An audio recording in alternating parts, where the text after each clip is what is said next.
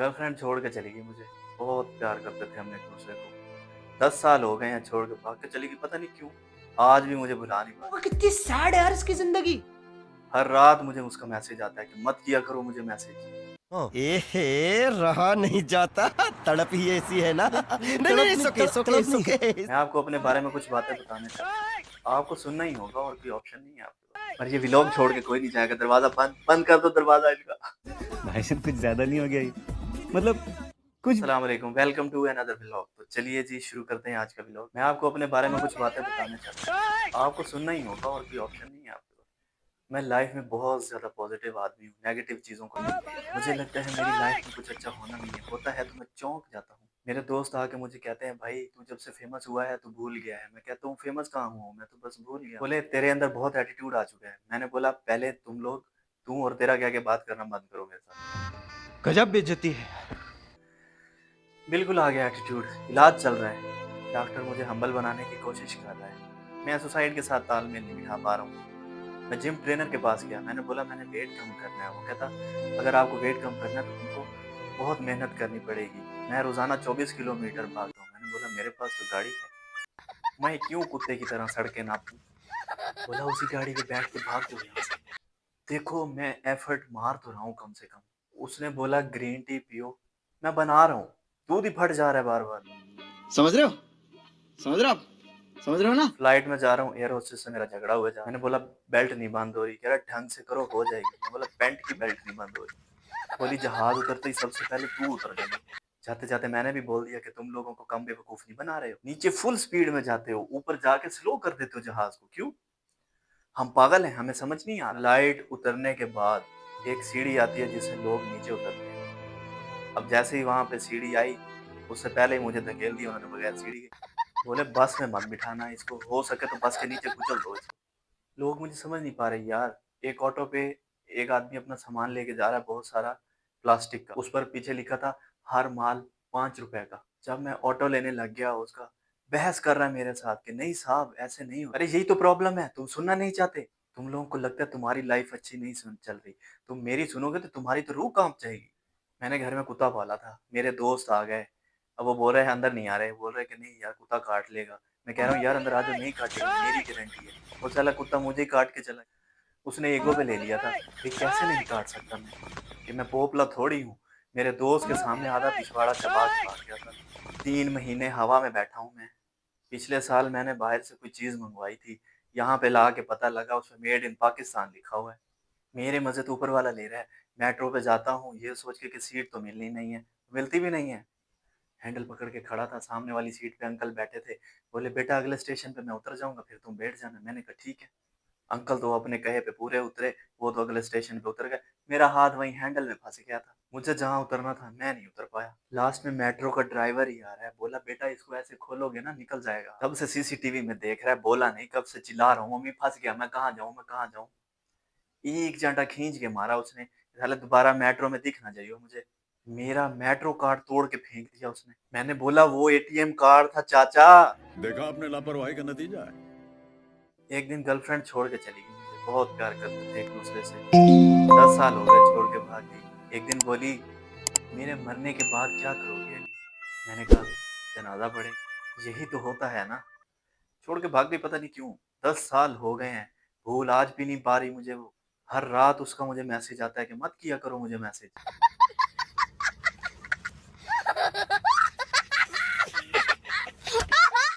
बचपन भी मेरा कोई बहुत अच्छा नहीं था। इर्द-गिर्द के लोग मुझसे प्यार करते ही नहीं थे। अननेसेसरी डिमांड करते थे। बोलते थे नहाओ, रोज़ नहाओ। ये कैसी घटिया आदत है? हर दिन बॉडी पे 20 लीटर पानी डाल के कौन-सा भला कर रहे हो तुम इस जहान में? और नहाना तो मुझे ही वैसे ही बहुत शर्मनाक चीज़ लगती है। हर रोज़ आदमी को नंगा होना पड़ता है। ये अच्छा लग रहा है तुम्हें नंगा होना? हर दिन अपनी ही नज़रों में गिर रहे हो। घर वाले बोलते हैं बॉडी मिट्टी की बनी है, तो पानी रोज-रोज डाल के क्यों गलवा रहे हो यार?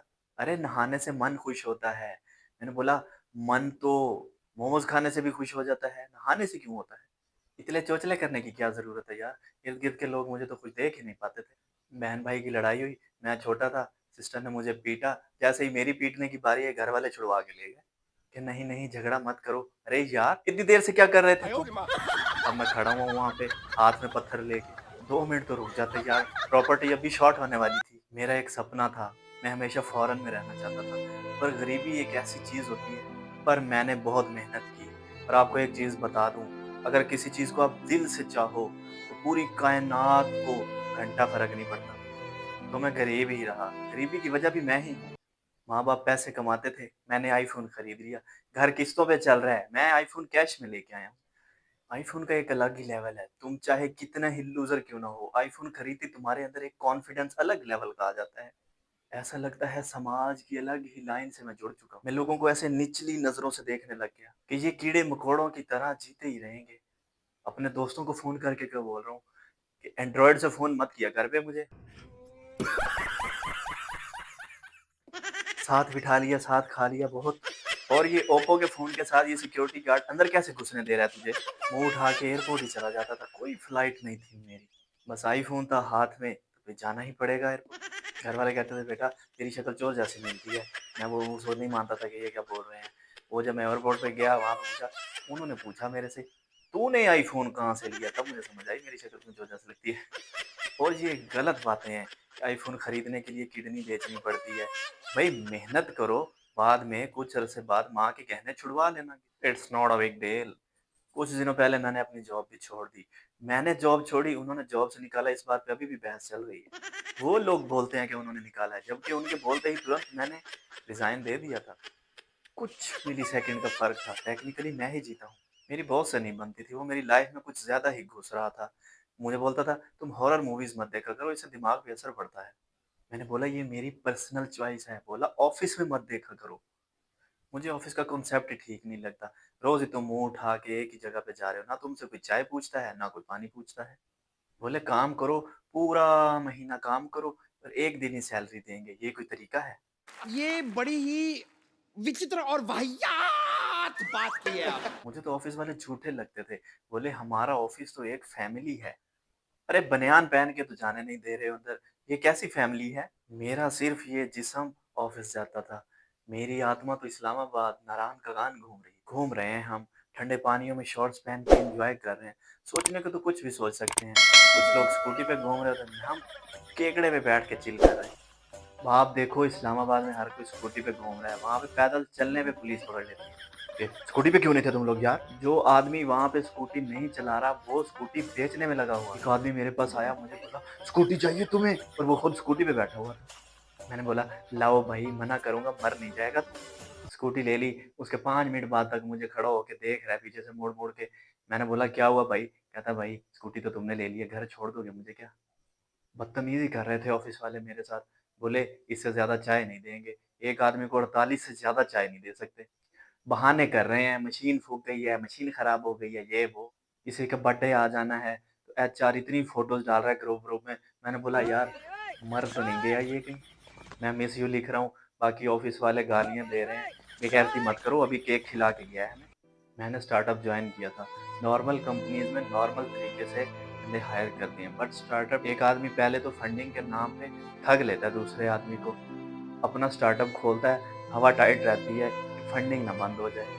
मैंने इंटरव्यू में पूछा मेरी प्रोफाइल क्या है? बोले, "आप हमारे पार्टनर हो।" जिस आदमी को एक बार सब्ज़ी देने के बाद दोबारा कोई रोटी नहीं पूछता, उस आदमी को पार्टनर बना रहे हो। दिमाग नहीं फट जाएगा मेरा यार? घर पे फ़ोन करो, माँ को बताओ, "माँ, इन लोगों ने मुझे पार्टनर बता दिया है।" अरे नहीं माँ, कुछ गलत नहीं कर रहा मैं। यही लोग मुझे पागल लगते हैं। हम नहीं रोएंगे, हम नहीं रोएंगे अब। स्टार्टअप में उनका अलग टाइप का माहौल होता है, वर्क कल्चर वगैरह। बोले, "ये है कैरम बोर्ड, ये है चेस, जब भी आपको स्ट्रेस हो खेल सकते हो आप।" मुझे स्ट्रेस ज़्यादा था। इतनी बड़ी कंपनी की ज़िम्मेदारी मेरे कंधों पर आ गई थी। मैं ज़्यादा खेल रहा था, प्रॉब्लम तब हुई जब मैं जुआ ज़्यादा खेलने लग गया। मुझे बोले, "तुम ऑफ़िस का माहौल ख़राब कर रहे हो।" मैं माहौल ख़राब कर रहा हूँ?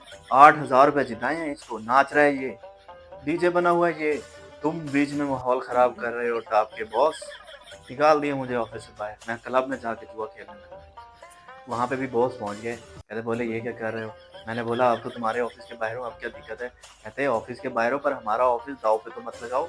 जब मेरी जॉब चली गई मैं खुश रहने लग गया था। फिर मुझे किसी दोस्त ने समझाया कि यही तो टाइम है डिप्रेशन में जाने का। एफर्ट मारो, चले जाओ, ठीक लगेगा तुम्हें।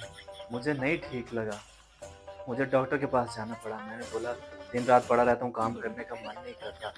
डॉक्टर बोला इसको डिप्रेशन है, इसको हरामखोरी कहते हैं, इससे बाहर निकलना है, तुम्हें एक काम करना पड़ेगा, सोलो ट्रैवलिंग कर लो, तुम्हें पता चलेगा इसके बारे में। चला गया मैं सोलो ट्रैवलिंग, पता चला मुझे खुद के बारे में।